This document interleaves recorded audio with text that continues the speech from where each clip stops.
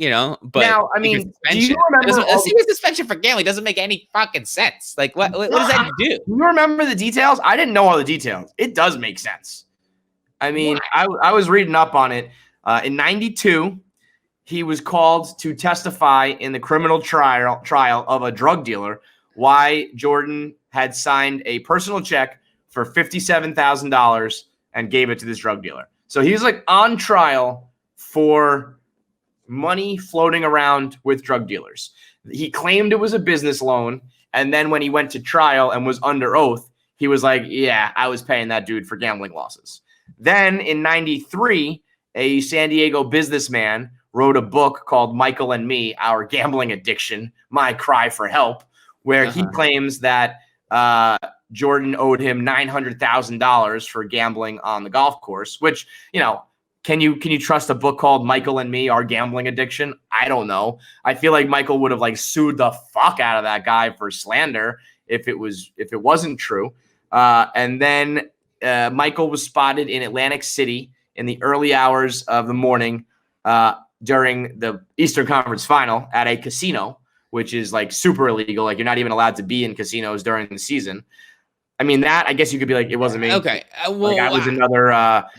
It was another bald black guy, and the NBA had launched an investigation into his gambling, and then a couple months later, he retired, and the investigation stopped. Okay, I mean, I meant that it doesn't make any sense to secretly suspend somebody. Like a suspension, you suspend somebody, you make it public. Okay, to be all right. Here's my thought though. So they had the investigation going. He says, "I'll retire." The investigation disappears. Mm-hmm. When Michael retired, he said, they asked him, will you come back? He said, quote, 5 years down the road, if the urge comes back, if the Bulls will have me, and if David Stern lets me back in the league, I'll come back.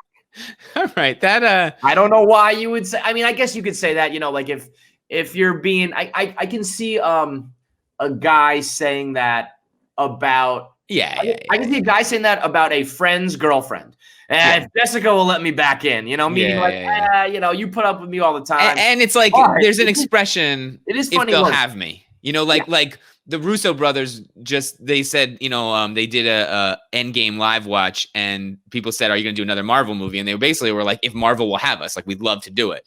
And it's that's just an expression. That's just so here was my thought. Yes. If you are willing to protect someone by covering it up, why would you not protect them totally and look the other way? But what if Pat Riley and the Knicks, what if James Dolan or someone in the Eastern Conference Finals had the smoking gun, had the evidence, went to David Stern and was like, suspend this motherfucker, get him out of the league, we're going to win a title. And David Stern, his hands were tied, someone else in the league was pushing for it. Mm-hmm. And what if he said to him, all right, listen, dude, meet me halfway. We don't want to cripple the league here. This guy is going to make us all billions of dollars. But I hear you. You want him out of the league. You want him punished. You want justice. Yeah. So why don't I'll get him off. We'll get him out of here for 2 years. But just you got your shot. Let's not shoot ourselves in the foot here and ruin the whole league. Let's make up a story. I could see that being a good compromise. And also, you take it a step further. Who do we now know was very desperate to get Michael Jordan to move on and to be out of this league so that he could operate completely unencumbered and do what he does? I think Jerry Krause was the one who suspended Michael Jordan. All right. I mean, I think that him playing baseball and still being the center of attention and stuff like that all doesn't really map to trying to cover everything up. But coming back mid-season, he wanted to do everything. He wanted to do his own. He wasn't going to just sit around doing nothing. He was like, fine, I'll take my punishment, but I'm gonna go do some shit. And then I think coming back mid-season almost speaks to the terms of if a suspension says you have to be suspended for XYZ number of games. Yeah. And it just added up to the middle of the playoffs, the end of the 95 season. I think that coincides way too much with the baseball strike. Like he was like, okay, I have to give up on this dream because of the baseball strike. I think he wanted to play baseball because his dad wanted him to play baseball, and his dad died, and he was like, I'm going to do this for my dad. And then when baseball went on strike, he was like, I'm going to go back. I think the bigger conspiracy theory is that he got his dad killed. Yeah. And that's why he felt such a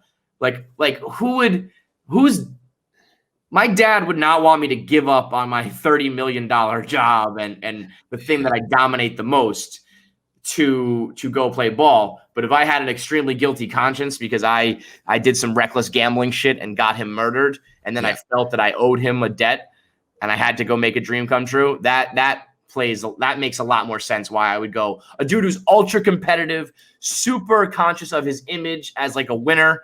He's going to go bat like $160 for the Birmingham Barons. Like that's a guy who has different motives, different reasons. And I think it's because he got his dad murdered.